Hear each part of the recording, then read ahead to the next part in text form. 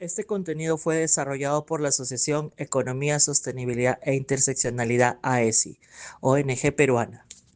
Existe una sensación muy universal hoy en día, o sea, una especie de instinto moderno. Alguien se sube a un ascensor, las puertas se cierran y antes de llegar al segundo piso, la mano ya viajó automáticamente al bolsillo para sacar una pantalla. Totalmente. Y peor aún, esa famosa vibración fantasma. Uf, sí, Esa que sentimos en la pierna cuando, digamos, el celular ni siquiera está ahí. Es como si la pantalla ya no fuera un objeto inerte, sino una extensión de nuestra propia biología. exacto. Y bienvenidos a este análisis profundo, donde justamente la misión de hoy es trazar el mapa de esa invasión silenciosa pero fascinante. Queremos explorar cómo la tecnología y específicamente las pantallas, pues moldean la experiencia humana. Así es. Y para quienes buscan comprender todo este ecosistema digital, hoy tenemos sobre la mesa una pila de documentos que, a simple vista parecen no tener relación alguna, pero que arman una historia increíble. Sí, porque tenemos desde debates recientes sobre políticas educativas en Europa y reportes de la UNESCO, hasta manuales técnicos súper específicos de Microsoft sobre interacción táctil. Ajá. Y para cerrar el círculo, revisaremos también las pautas globales de accesibilidad del W3C, las guías de la ONCE y un caso muy práctico de una ONG llamada AESI, y cómo aplican esto en su identidad visual. O sea, parece un salto gigante, ¿no? Pasar de la política escolar a cómo se diseña el botón de una app, pero todo está conectado por cómo nuestros cerebros procesan la luz y el tacto. Así que empecemos por lo macro. Hay una ola gigantesca de regulaciones justo ahora. Sí, una tendencia muy fuerte. De repente los gobiernos actúan como si estos rectángulos de cristal fueran, no sé, material radioactivo dentro de las escuelas. Bueno, es que la evidencia en los documentos muestra una tendencia europea que ya es innegable. Países como Francia, Italia, Portugal y varias comunidades autónomas en España, como Andalucía o Madrid, están regulando o de plano prohibiendo los celulares en las aulas. Claro. Y no es algo aislado. El informe de 2023 de la UNESCO fue categórico al decir que los teléfonos inteligentes solo deberían permitirse en la escuela si hay una prueba irrefutable, o sea, clarísima, de que apoyan el aprendizaje. Pero, a ver, un momento. ¿No suena esto un poco reaccionario? Digo, cuando uno lo piensa, la tecnología es el futuro. ¿No sería mejor que las escuelas enseñen a convivir con estas herramientas en lugar de prohibirlas y mirar hacia otro lado? Esa es exactamente la tensión central del debate. Pero digamos que las justificaciones para estas normas no nacen de una fobia a la tecnología. Se basan en datos duros. Ajá. Hay caídas súper alarmantes en el rendimiento estudiantil documentadas en los informes PISA de la OCDE. Además, existen movimientos en Estados Unidos como el Wait Until 8. Ah, sí, el de esperar hasta el octavo grado. Exacto, que equivale más o menos a los 14 años, y piden retrasar la entrega de celulares por razones clínicas, tipo deterioro crónico de la capacidad de atención, impactos severos en la salud mental, y cómo se rompen las habilidades sociales de interacción cara a cara. Entiendo. Es que, a ver, entregarle un celular con internet sin restricciones a un niño en plena clase de matemáticas es como pedirle a alguien que siga una dieta súper estricta de vegetales, pero viviendo dentro de una pastelería. Es una analogía perfecta. El cerebro humano, y mucho menos el de un niño que está en pleno desarrollo, pues simplemente no tiene el freno inhibitorio para resistir algo que está diseñado para ser infinitamente delicioso. Tal cual. Se genera lo que se llama una indigestión cognitiva. Y por eso, el consenso pospandemia que lideran instituciones como el INTEF señala algo crítico.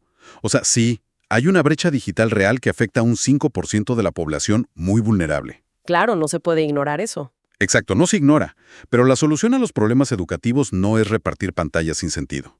La presencialidad es insustituible. La tecnología tiene que ser una respuesta pedagógica e inclusiva, no el centro del universo escolar. Y esto me lleva a la pregunta del millón, creo yo. Si estos dispositivos son tan potentes que requieren que un gobierno intervenga para que no colapse la atención de toda una generación, ¿qué los hace tan irresistibles? Esa es la gran pregunta. Porque, a ver, no es solo el algoritmo de una red social recomendando videos. Tiene que haber algo físico, algo en el contacto con el cristal. ¿Lo hay? definitivamente lo hay. Y para entender esa Este atracción contenido fue magnética, desarrollado por la tenemos que Asociación irnos al nivel de Economía, los Sostenibilidad e milímetros y revisar las Interseccionalidad guías de AESI, interacción de Microsoft. ONG peruana. La clave está en la física de lo que los ingenieros llaman manipulación directa. Ok, o sea, la diferencia entre usar un mouse de toda la vida y tocar directamente la pantalla. Justamente, piensa en el mouse de una computadora. Es una herramienta de precisión quirúrgica, a nivel de un solo píxel. Y tiene algo fundamental, que es el estado de flotar, el famoso hover. Ah, claro, cuando pasas el cursor por encima de algo y te dice qué hace antes de hacer clic. Exacto. Tienes tiempo para decidir. Pero el toque físico no tiene ese estado.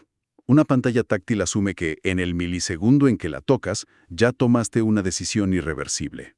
Además, seamos honestos, los dedos humanos son, Pésimos punteros. sí, son súper gruesos, irregulares, sudan. Y eso genera un problema de diseño gigantesco, que en ingeniería se llama oclusión.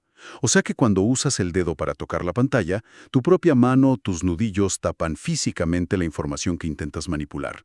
Uf, es verdad. Sin mencionar que, por la biomecánica de nuestras articulaciones, trazar una línea recta perfecta en una pantalla de cristal es totalmente antinatural. Wow, de verdad que me acaba de explotar la cabeza con eso. O sea, básicamente los diseñadores de interfaces están obligados a mapear esta anatomía imperfecta de nuestra mano sobre una superficie plana de cristal. Exacto. Entonces, cada vez que intento presionar guardar y accidentalmente presiono eliminar cuenta, no es que yo sea torpe, es un desajuste biomecánico real. Es un desajuste total, y es la interfaz la que tiene la obligación de resolverlo.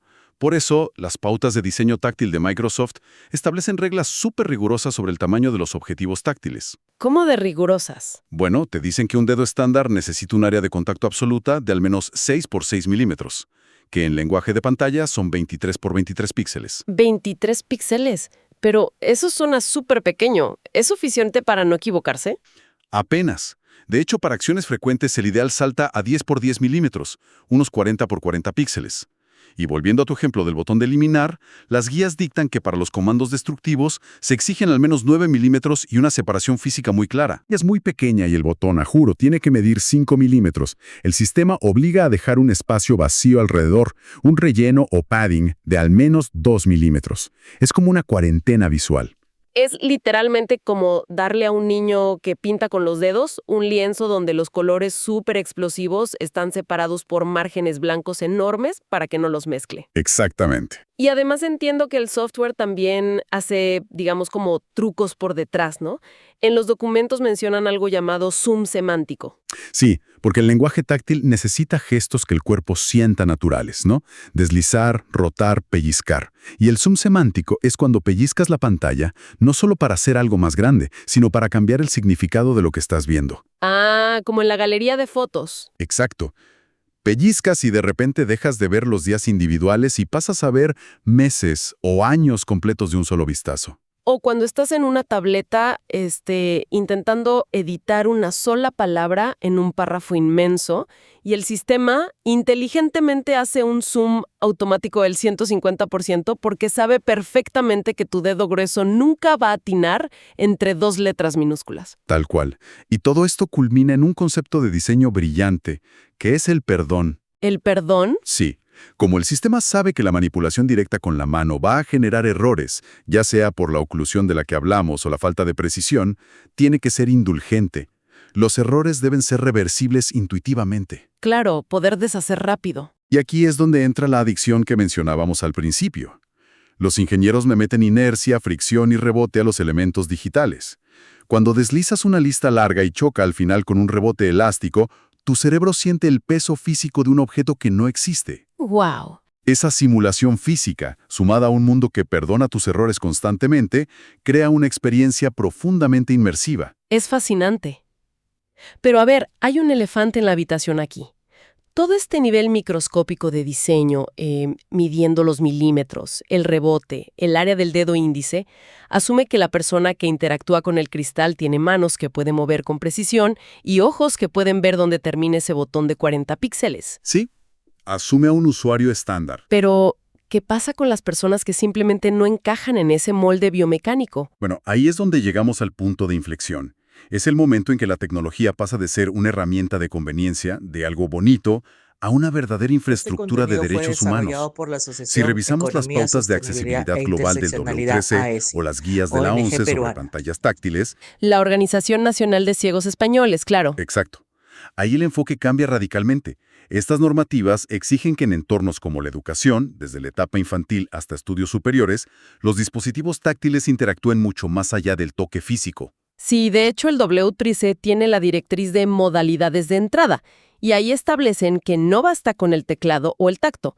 Una funcionalidad tiene que poder operarse con punteros láser, lápices electrónicos adaptados y fundamentalmente con la voz. Y ojo, que la voz no es solo dejar un micrófono abierto para que hables. Microsoft tiene 3 modos distintos de interacción por voz. A ver, Primero, el lenguaje natural, que es hablarle al dispositivo como si fuera una persona, esperando que entienda tu intención. Segundo, el comando y control, que es dar órdenes específicas, tipo hacer clic en la cuadrícula 3. ajá, ¿más robótico? Sí. Y el tercero es el dictado puro, convertir palabras en texto directo. Aunque, debo admitir algo. A veces los asistentes de voz me parecen un dolor de cabeza. Suele pasar. O sea, intento dictar un mensaje en la calle, con ruido de tráfico de fondo, y el sistema entiende cualquier cosa. Entonces me pregunto, ¿realmente la interfaz de voz nivela el terreno o a veces solo crea otra barrera para personas con acentos fuertes o problemas de dicción? Es una crítica súper válida. De hecho, es uno de los mayores retos del diseño inclusivo hoy en día. La voz no es magia pura. Por eso las pautas insisten tanto en la multimodalidad. ¿Y eso qué significa en la práctica? Significa que si la voz falla, digamos, por ruido ambiental o por un impedimento del habla del usuario, el sistema debe ofrecer inmediatamente otra alternativa, un modo de alto contraste visual o soporte para un switch físico. La verdadera accesibilidad no asume que el usuario es perfecto, asume que el entorno es caótico y que los cuerpos son diversos. Me gusta muchísimo esa perspectiva. Significa que el diseño de una interfaz tiene la obligación de no dejar absolutamente a nadie atrás. Al eliminar las barreras físicas, haciendo que los botones sean perdonables o integrando sistemas de voz, estas pantallas se vuelven unos ecualizadores sociales tremendos. Así es. Pero, y esto es muy importante, para que ese ecualizador realmente funcione, la accesibilidad no puede ser un parche. No puede ser un código que el programador mete a última hora para cumplir una norma. Claro, tiene que estar desde el origen. Exacto. Tiene que nacer desde los valores y la identidad visual de lo que estamos comunicando. Y ahí los documentos nos regalan un caso de estudio brutal, el Manual de Identidad Visual de AESI. Ah, sí, la Asociación Economía, Sostenibilidad e Interseccionalidad. Es una ONG dedicada al desarrollo integral de personas vulnerables. Y lo interesante aquí es cómo toman estos conceptos gigantescos como la justicia social y los aterrizan en reglas de diseño visual intransigentes. Es que ellos entienden algo clave. La estética comunica ética. Si tu misión es empoderar a personas vulnerables, tu manual de marca no puede permitirse causarles fatiga visual o confusión cognitiva. Empezando por los colores. Tienen unos colores corporativos muy específicos: rojo, amarillo, verde y azul. Pero no son esos tonos pastel deslavados que están tan de moda. Para nada. Son códigos hexadecimales súper saturados. O sea, el rojo transmite toda la energía de la justicia social, el verde, la sostenibilidad. Pero lo vital de estos tonos es el altísimo contraste que generan. Ese contraste no es un accidente de diseño, es accesibilidad pura y dura. Garantiza que alguien con deficiencia visual o daltonismo pueda leer y distinguir la información sin esfuerzo. Y pasa lo mismo con la tipografía que exigen. Ajá, la fuente Rounded M+. Sí, exigen su uso exclusivo. ¿Y qué tiene de especial esa fuente redondeada? Porque a veces las marcas corporativas buscan tipografías como muy afiladas o tipo máquina de escribir, porque digamos se ven más formales o serias. Es que las fuentes con remates muy afilados o que cambian drásticamente el grosor de la línea se ven hermosas, sí, pero le exigen al cerebro una carga de procesamiento altísima. Una fuente rounded, al no tener bordes agresivos y mantener un trazo uniforme, es muchísimo más fácil de decodificar. O sea, ayuda directamente a la accesibilidad cognitiva. Totalmente. Para personas con dislexia o baja visión es un alivio inmenso, porque las letras no sienten que vibran en la pantalla. Es legibilidad entendida como una forma de respeto. Además, en el manual establecen márgenes de seguridad súper estrictos alrededor de su logotipo, basados en la flecha de su diseño, y prohíben absolutamente poner texto Este sobre contenido imágenes fue ruidosas. desarrollado por la Quieren Asociación eliminar por Economía, completo Sostenibilidad esa e oclusión visual de la que hablamos Interseccionalidad antes. AESI, ONG Exacto, que peruana. absolutamente nada estorbe el mensaje. Y ese mismo nivel de respeto se nota en el tono de su comunicación. El manual dice, cercano, inspirador y confiable. Sí, el ejemplo del post de LinkedIn es genial. Es buenísimo. El titular dice, más que un CV, construyendo oportunidades. No usan jerga corporativa que intimide a un usuario vulnerable en búsqueda de empleo.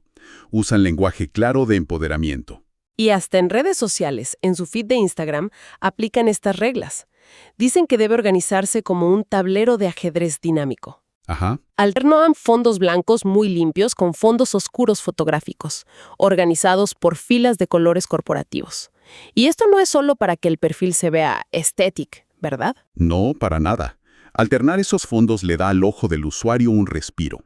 Ayuda a segmentar la información y evita la sobreestimulación visual. Entonces, a ver, cuando miramos este manual de marca, no estamos viendo solo unas directrices de marketing aburridas. Estamos viendo la aplicación en el mundo real, empática, de todas esas reglas matemáticas de Microsoft y de las pautas del W3C. Exactamente. Si un botón de 40 píxeles evita la frustración física, pues una tipografía redondeada y un mensaje estructurado evitan la frustración emocional. Es la síntesis perfecta. Nos demuestra que la tecnología, bien diseñada, no busca solo ser eficiente, busca construir un entorno que sea fundamentalmente humano. ¡Wow! ¡Qué viaje hemos dado hoy! O sea, comenzamos viendo la inmensa fricción social que causan los celulares en las aulas, analizando cómo este exceso tecnológico exige regulaciones para proteger la atención de los estudiantes. Así es. De ahí bajamos a nivel microscópico para entender cómo los ingenieros moldean el cristal para adaptarse a nuestras articulaciones imperfectas, con zonas de padding y trucos de zoom. Y finalmente, vimos cómo esa ciencia se convierte en pura justicia social cuando se usa para diseñar identidades inclusivas como la de IC. Y creo que analizar todo este ecosistema nos deja frente a una paradoja que es fascinante. A ver. Por un lado, nuestra interacción con las pantallas evoluciona todo el tiempo para imitar la física del mundo real. Le ponemos inercia, rebote, fricción, queremos sentir que tocamos materia. Pero al mismo tiempo, estamos diseñando estos espacios digitales con un nivel de compasión que el mundo físico simplemente no tiene. Es verdad. El mundo físico no tiene un botón de deshacer. O sea, la gravedad no te perdona si se te cae un vaso de cristal al piso. Exacto. El mundo digital tiene esta arquitectura del perdón. Tiene flexibilidad integrada para quienes no pueden ver bien o no pueden usar sus manos, lo cual me lleva a una reflexión profunda. Dime. A medida que seguimos construyendo y refinando estas interfaces, llegará el momento en que nuestro entorno digital sea intrínsecamente más compasivo, accesible y amable con la fragilidad humana que el propio mundo de concreto y naturaleza en el que vivimos. Esa es una idea que reverbera muchísimo. Tal vez los píxeles y los códigos terminan enseñándonos cómo construir mejores espacios físicos.